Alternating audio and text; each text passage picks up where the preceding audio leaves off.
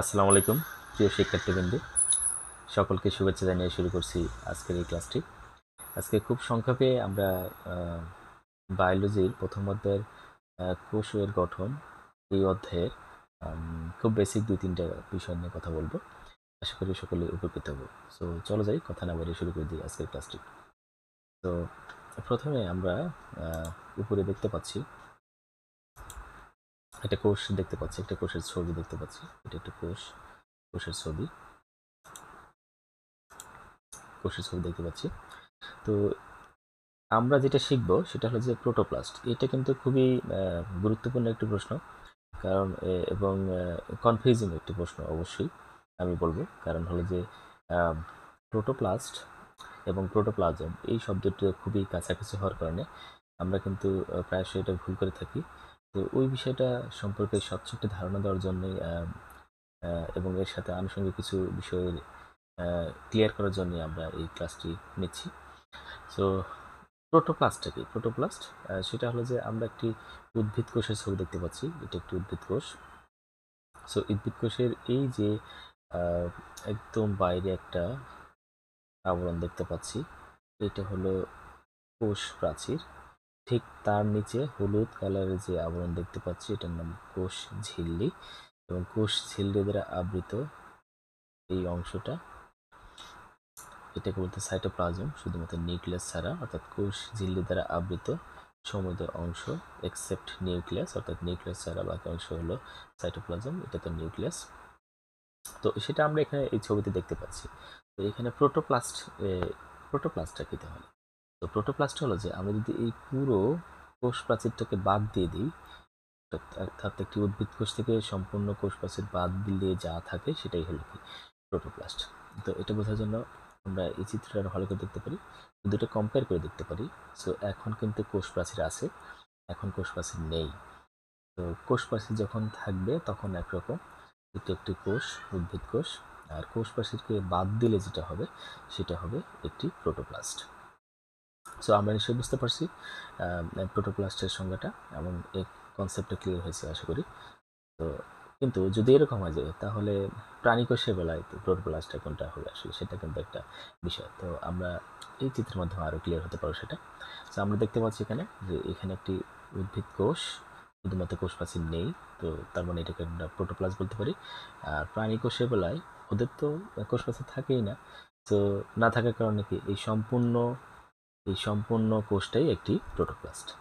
তো তাহলে একদম কনসেপ্টটা এই দাঁড়াচ্ছে সে এটাতেই যে একটি প্রাণীকোষ, অর্থাৎ সম্পূর্ণ একটি প্রাণীকোষকে আমরা প্রোটোপ্লাস্ট বলতে পারি।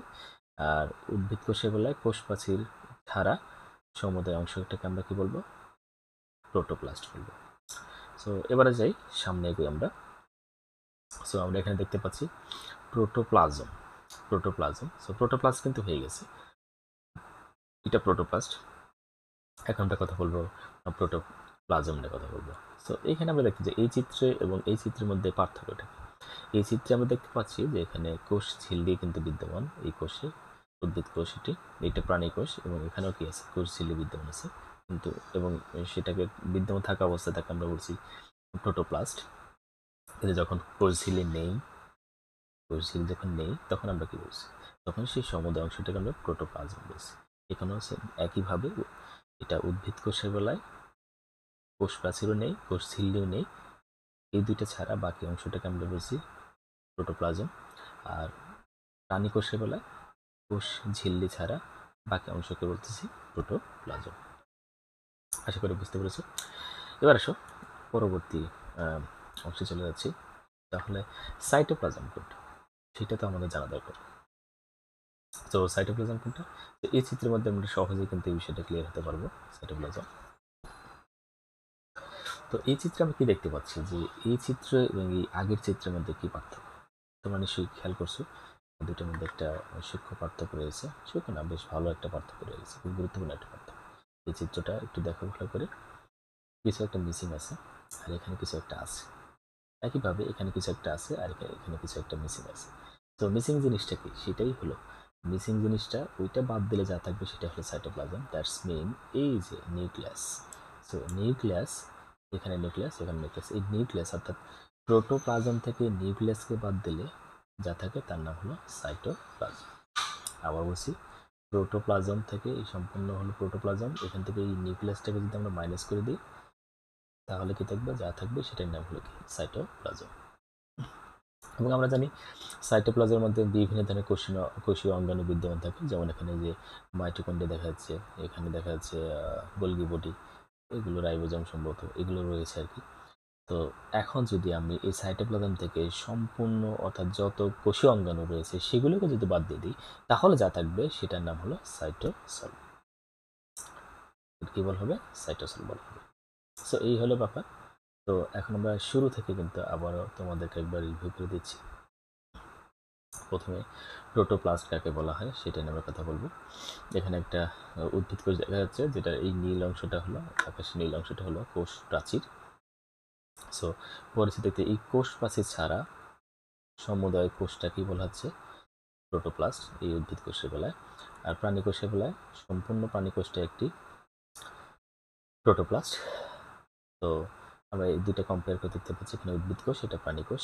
সো উদ্ভিদ কোষের বেলায় কোষ প্রাচীর ছাড়া সম্পূর্ণ কোষটাই হলো কি প্রোটোপ্লাস্ট, আর প্রাণী কোষের বেলায় সম্পূর্ণ কোষটিই হলো কি প্রোটোপ্লাস্ট। সো প্রোটোপ্লাজম কোনটা, তাহলে এই চিত্রে এবং এই চিত্রের মধ্যে দেখতে পাচ্ছি যে এই যে কোষঝিল্লি, এই কোষঝিল্লি ছাড়া সমুদয় অংশের নাম হলো প্রোটোপ্লাজম। সো এখানেও কোষঝিল্লি নেই, অর্থাৎ অ্যানিমাল ছিল কোষঝিল্লি নেই। সো কোষঝিল্লি ছাড়া সমুদয় অংশের নাম হলো কি প্রোটোপ্লাজম।